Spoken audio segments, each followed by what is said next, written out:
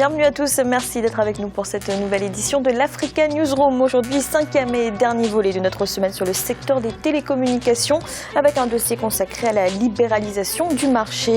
Au programme également de cette émission, le président du Niger, Mahamadou Issoufou, affirme qu'une tentative de coup d'État a été déjouée et l'Union africaine approuve l'envoi de troupes au Burundi. Et pour nous accompagner pendant cette émission, nos éditorialistes, Gracien Kinskiza, bienvenue. Merci Fanny, bonsoir à tous. Jean-François Tanti-Combé, bienvenue. Ravi Fanny d'ouvrir le week-end avec vous et avec mes deux amis. Et Jean-Marie Bitomo, bienvenue. Bonsoir Fanny, bonsoir à tous nos téléspectateurs et téléspectatrices d'Alfred. Tout de suite, l'actualité du jour.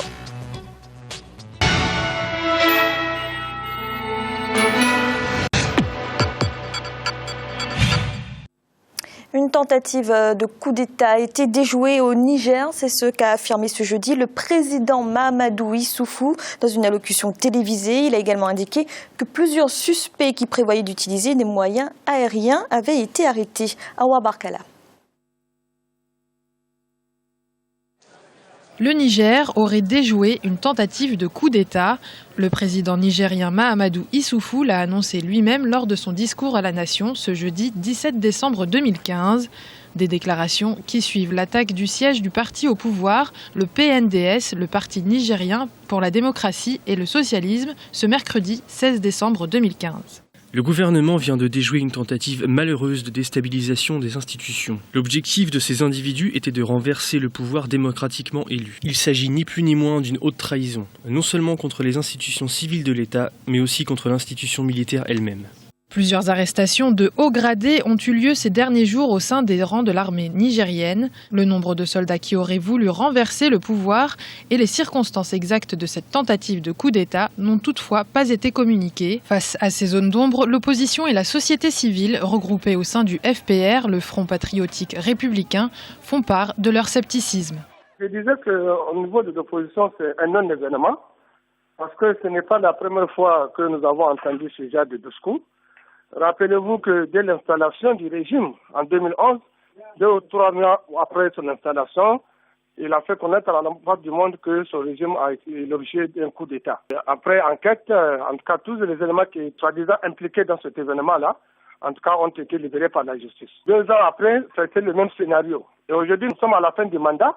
Il faudrait nécessairement que le président Issoufou trouve de quoi vendre aux Nigériens. À 2 mois de l'élection présidentielle du 21 février 2016, plusieurs inquiétudes subsistent autour du processus électoral. L'opposition a pour sa part suspendu sa participation à l'audit du fichier électoral. Le président Mahamadou Issoufou, élu en 2011, sera candidat à sa propre succession. Gracien, que vous inspire cette annonce du président nigérien ? D'abord, je vais parler sur le plan purement technique militaire. Je pense que je vais laisser le côté politique à mes amis. Sur le plan technique, on voit bien il y a un ancien chef d'état-major qui est arrêté. Il y a aussi un commandant de la base aérienne et un commandant de l'artillerie. On peut se dire, l'artillerie avec l'aviation qui font un coup d'État, on n'en connaît pas. Il faut avoir des fantassins. On ne voit pas des commandants des bataillons commando, des bataillons des parachutistes et des fantassins qui sont arrêtés. Et en même temps, on évoque, le président lui-même, il dit que ce sont des moyens qui devaient être envoyés sur le front, qui ont été retardés. Lui, il a insisté pour que ça soit envoyé. En ce cas, il y a, au niveau de la chaîne et du commandement, il y a deux maillons qui manquent. Il y a le commandant des opérations qu'on appelle, dans le jargon militaire, le G3. Il n'a pas été arrêté. C'est lui qui donne les ordres de mouvement. Il y a le chef d'état-major qui planifie les attaques, donc qui est le responsable pratiquement de l'organisation de l'armée, de tous les déplacements. Le commandant de la base aérienne, on lui a donné l'ordre de faire mouvement, il n'a pas fait. On se demande pourquoi il n'a pas fait, il n'a pas au moins été arrêté, ne fût-ce que pour cette faute, une faute lourde au niveau du commandement. Et le G3, le commandant des opérations. Alors on se demande finalement, cette tentative de coup d'État, moi si on me dit que le chef d'état-major, le chef des opérations sont arrêtés, je peux comprendre. Mais si cela manque, on a vraiment, sur le plan technique, j'ai des doutes et je me dirais, ce sont des amateurs, ces gens-là qui voulaient faire un coup d'État. Jean-François, est-ce que vous doutez aussi ? Moi je me dis, tout est possible. y compris l'hypothèse que ce soit un coup d'État. Et après les explications techniques particulièrement convaincantes de mon ami de gauche, je me dis, il y a à la tête de l'armée nigérienne des militaires qui sont d'une bêtise incommensurable. Donc, mais comme je ne peux pas croire ça, ça me renvoie à l'autre hypothèse. Nous sommes à quelques encablures des élections présidentielles dont nous savons d'ailleurs qu'ils ont suscité déjà le tollé dans la société nigérienne en raison de la manière dont le pouvoir s'emploie à préparer cela en faisant des arrestations, en édictant des législations qui sont quasiment d'exception. Et le clou de tout cela, c'est probablement cela. Tout pouvoir qui risque cela se protège.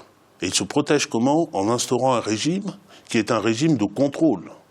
Un régime de contrôle des citoyens, de contrôle des partis politiques, de contrôle de la campagne, de contrôle de ceci. Et par hypothèse, simplement par hypothèse, c'est peut-être une des hypothèses qu'il faudrait, qui permettrait de lire l'annonce qui a été faite, d'autant plus que c'est une annonce curieuse que celle qui consiste à dire qu'il y a eu tentative de coup d'État, mais de ne pas donner les éléments précis. Les éléments précis, dès lors qu'on a convaincu des gens, qu'on les a arrêtés, qu'on a eu des informations, la chose est suffisamment grave pour donner au moins les éléments qui rendent plausible l'hypothèse. Je reste dubitatif. Merci. Dans l'actualité également, le Conseil de paix et de sécurité de l'Union africaine a décidé de l'envoi de troupes africaines au Burundi avec un mandat de protection des civils. L'organisation invoque une règle qui lui permet de déployer des troupes, même en l'absence du consentement de l'exécutif. Olivia Yéré. Le Conseil de paix et de sécurité de l'Union africaine a décidé ce vendredi 18 décembre 2015 d'envoyer des troupes africaines au Burundi avec un mandat de protection des civils. Selon les Nations Unies, au moins 400 personnes ont perdu la vie dans les violences qui ont suivi la candidature du président Pierre Nkurunziza à un troisième mandat le 25 avril 2015. Mais alors que le Burundi traverse une grave crise politique émaillée de violences meurtrières, les autorités restent opposées à l'envoi de troupes étrangères sur le sol burundais. Désormais, nous avons deux options. Soit nous envoyons des troupes avec le consentement du gouvernement du Burundi, soit nous attendons le consentement des chefs d'État africains. Ce qui signifie que 2 tiers devront approuver. Notre option préférée est de parvenir à un accord avec le gouvernement burundais. L'Union africaine a décidé d'invoquer pour la première fois l'article 4 de sa charte qui lui donne le droit d'intervenir dans un État membre dans de graves circonstances, à savoir en cas de crimes de guerre, de crimes contre l'humanité et de génocide. Comme l'Union africaine dispose de l'article 4 de la charte de l'Union africaine, qui permet en fait l'envoi des troupes sans l'accord du pays, le Burundi va se trouver devant un fait accompli finalement, où l'Union africaine va imposer cet envoi. L'envoi de ces troupes sera salutaire pour le peuple burundais, surtout les citoyens qui se trouvent dans les quartiers qui ont manifesté parce qu'il y avait beaucoup de violence ces derniers jours. Ils n'avaient pas espoir dans les autorités sécuritaires du pays. C'est une très bonne chose, surtout que l'Union africaine dévance l'ONU. La décision de l'UA intervient une semaine après que le 11 décembre 2015, 3 camps militaires à Bujumbura et en province aient été attaqués. Des attaques qui, selon les autorités burundaises, ont fait au moins 87 victimes. Jean-Marie, d'après vous, est-ce que l'envoi de ces troupes a des chances d'être effectif ? Vous avez 2 solutions, comme ça a été dit dans le reportage. Soit le gouvernement le président burundais accepte, si vous voulez, que vous ayez des forces étrangères qui soient présentes sur son territoire. Ça se ferait dans ces conditions-là. Soit alors, il oppose un veto, c'est-à-dire c'est une attitude qui, de mon point de vue, à la lecture des événements, depuis l'élection du président, depuis un peu même avant, si vous voulez, ça a toujours été une fuite en avant quelque part, de mon point de vue. À savoir qu'il y a des médiations qui ont été posées sur la table, la médiation ougandaise, des différentes médiations ont été mises en place. Le président burundais n'a jamais voulu accorder l'importance, si vous voulez, à ses confrères africains, c'est-à-dire même à la communauté internationale. Donc, cette fois-ci, je pense que la menace est suffisamment sérieuse pour que le président de la République s'aperçoive que les actes qu'il pose sont des actes, si vous voulez, qui sont des actes de génocide à l'encontre de sa population, parce que, encore, je dis, les derniers jours, vous avez eu 87 morts. On en a même trouvé dans les rues les gens qui sont fusillés. 400 morts. Bon. Les gens sont fusillés, si vous voulez, à l'emporte-pièce. Donc à partir de là, il est temps que l'Union africaine, pour une fois on en a parlé il y a 2 jours, je pense, sur ce plateau, où on se demandait où est l'Union africaine là-dedans. Est-ce que l'Union africaine a-t-elle les capacités, c'est-à-dire de pouvoir imposer quelque chose au Burundi? Bon, c'est bien dans la mesure où j'entends le discours où l'Union africaine dit on ne veut plus d'un autre génocide sur le continent africain. Donc ça voudrait dire quoi? Ça voudrait dire que ce sera un passage par la force. Par la force quelque part, parce que je doute fort que Bujumbura puisse accepter, si aujourd'hui, la présence, si vous voulez, de troupes étrangères, dont l'Union africaine sera obligée d'envoyer des forces militaires armées avec une feuille de route qui sera d'agir concrètement sur le terrain, militairement parlant, et non plus tout simplement dans le terme d'une force d'assistance. Grâce à il ne reste plus que cette alternative aujourd'hui. Par rapport à ce qui a été expliqué, il y a eu des évolutions. En fait, l'Union africaine dispose, il y a 2 options. La première option, c'est bien sûr l'accord du gouvernement burundais. La deuxième, c'est d'appliquer l'article 4 de la charte de l'Union africaine. Contrairement à ce qui a été dit, cet article ne requiert pas, disons, un vote des présidents africains. Ça a été décidé au niveau du Conseil de sécurité. Mais ce qui va se passer, c'est que l'Union africaine va demander l'aval du Conseil de sécurité des Nations unies, qui n'est pas un aval obligatoire, même si on dit non, on peut passer outre. Et en même temps, l'autre élément que je peux ajouter, c'est que les forces qui vont intervenir au Burundi sont déjà prépositionnées, sont des forces qui sont déjà déterminées. Il y a les forces de l'East Africa Community qui sont... Mais on ne retiendra que les Ougandais, les Kenyans. Il y a aussi, surtout le gros, sera le contingent éthiopien. On sait bien, les Éthiopiens sont des gens qui sont bien formés, militairement, bien équipés. Et s'il y a un refus, le Burundi ne pourra pas s'opposer à l'intervention militaire, même forcée. Jean-François, l'envoi de troupes, c'est selon vous la solution la plus adéquate? Cela fait déjà longtemps qu'il fallait prendre des mesures énergiques, et qui dit mesure énergique dit recours à la force contre ce qui se passe au Burundi.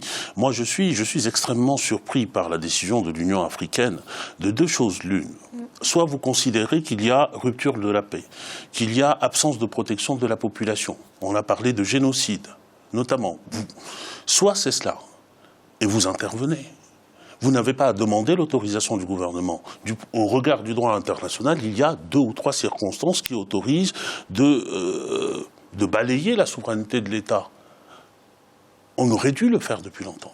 Et puis après, on demande l'accord du gouvernement. Et puis si le gouvernement ne donne pas son accord, on va revenir en imposant une majorité particulière. Je trouve que l'Union africaine, une fois de plus, est en train de tergiverser. Et je le dis avec gravité parce que les morts qui sont en train, dans ce pays, sont... demain, il faudra demander à l'Union africaine ce qu'elle a fait. On savait, on ne peut pas dire qu'on ne savait pas. Depuis longtemps, y compris avant les élections, lorsqu'il y avait les médiations. En tout cas, je suis extrêmement surpris. Nous demandons autour de cette table souvent que l'Afrique gère ses propres problèmes. Et lorsqu'il y a des problèmes d'une gravité comme celle-là, je pense que l'Union africaine n'est pas conséquente avec elle-même. Merci. Nous avons marqué une courte pause d'un instant. La deuxième partie de l'Africa Newsroom. À tout de suite.